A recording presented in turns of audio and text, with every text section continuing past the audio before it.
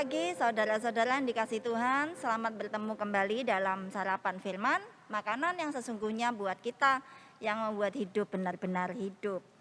Saya sedang merasa Tuhan sedang bicara lebih dalam tentang kasih kepada saya pribadi. Kita baca dulu dalam Galatia 5 ayat 22-23. Tetapi buah roh ialah kasih, sukacita, damai sejahtera, kesabaran, kemurahan, kebaikan, kesetiaan, kelemah lembutan, penguasaan diri. Tidak ada hukum yang menentang hal-hal itu. Saudara, salah satu cara untuk menguji apakah kita bertumbuh, pertumbuhan kita sudah sampai mana, apakah kita tetap di tempat atau sebenarnya sedang bergerak terus, sedang bertumbuh adalah ya menguji buah-buah ini, memeriksa apakah buah-buah ini muncul dari tidak ada menjadi ada, atau yang sudah ada itu ada semakin besar, atau ada perkembangan di aspek-aspek yang baru yang selama ini belum ada, begitu ya. Saya menyoroti yang pertama ya, kasih. Jadi minggu-minggu belakangan ini saya merasa Tuhan bilang lebih dalam tentang kasih kepada saya, walaupun secara teori sudah tahu, tapi menguji kasih saya ini ada pertumbuhan atau tidak adalah saya merasa diingatkan ke Matius 5 ayat 44 dan 46, saudara. Tetapi aku berkata kepadamu, kasihilah musuhmu dan berdoalah bagi mereka yang menganiaya kamu. Apabila kamu mengasihi orang yang mengasihi kamu, apakah upahmu? Bukankah pemungut cukai juga berbuat demikian? Nah, saya merasa dibawa oleh Tuhan untuk melihat hal-hal yang lebih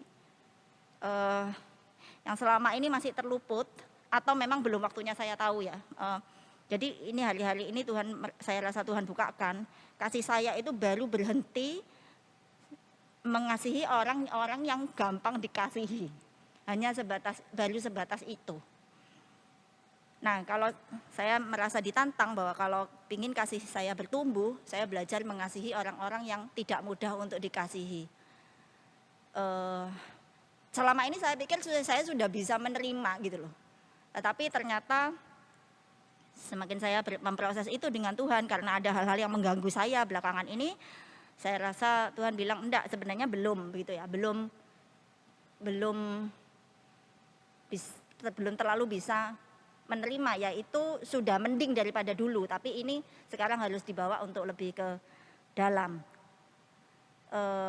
mengasihi orang-orang yang saya pandang tidak nyaman buat saya, menjengkelkan seperti itu ya, dan aneh-aneh gitu. Jadi tantangannya ini.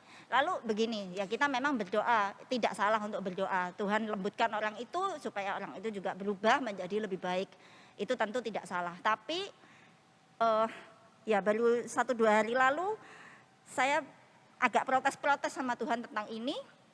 Tapi dia itu kan salah kok dibiarin terus ya. Saya merasa perlu untuk ngasih tahu dia ya. Oke ya, itu enggak sepenuhnya salah. Tapi saya merasa diberi pencerahan seperti ini. Kalau dia itu sudah Tuhan ubah,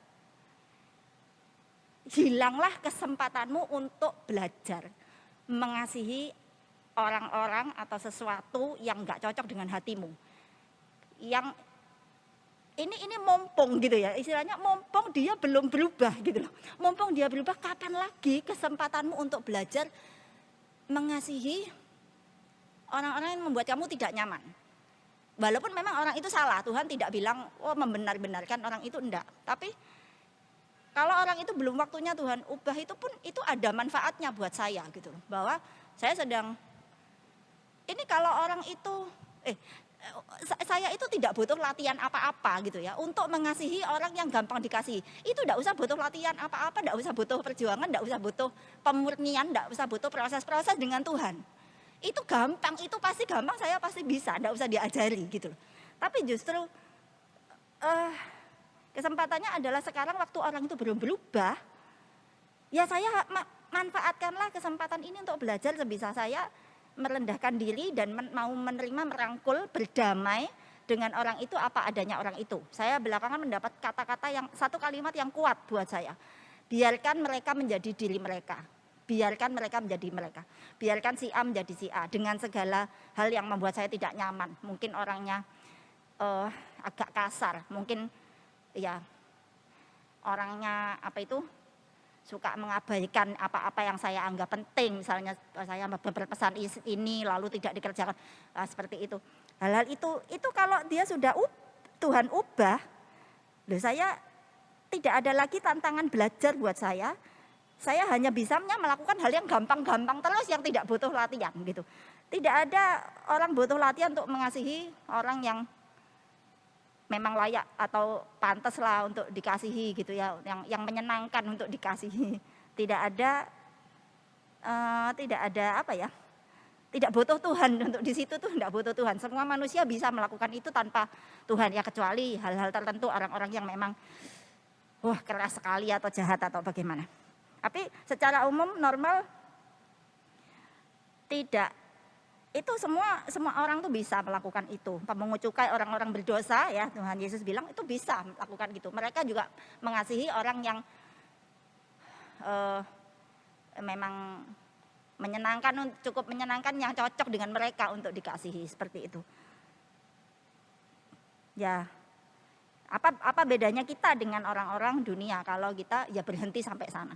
Jadi disitulah saya merasa ditantang, dan saya rasa Tuhan juga menantang kita semua di posisi kita masing-masing tentang kasih maupun tentang damai, sukacita kita dan lain-lain yang buah-buah yang tadi itu. Tapi yang saya bagikan adalah tentang kasih yang saya rasa hari-hari ini Tuhan mau kerjakan di dalam saya, dan saya ya akhirnya terbuka dan saya sedang bilang, ya silahkan Tuhan, saya mau gitu ya. Tapi saya bilang begini bukan berarti saya sudah pintar begitu, ini justru karena baru mau masuk proses gitu. Cuma apa yang saya dapat, yang saya mau jalani, ini yang saya bisa bagikan kepada saudara. Demikian kita, jadi pesannya, mari kita terus memberi diri ditantang oleh Tuhan untuk melakukan hal yang bukan oleh kekuatan manusiawi, tapi mengasihi sesuatu atau seseorang yang tidak menyenangkan untuk dikasihi, itu jelas bukan kekuatan manusia. Nah, mari kita buka diri untuk persilahkan Tuhan lakukan apa yang bukan manusiawi, bukan daging kita, tapi sungguh-sungguh roh ilahi itu yang bekerja dan menyatakan karyanya dalam kita, sehingga dari situlah dunia bisa melihat bedanya kita dengan mereka. Tuhan Yesus memberkati.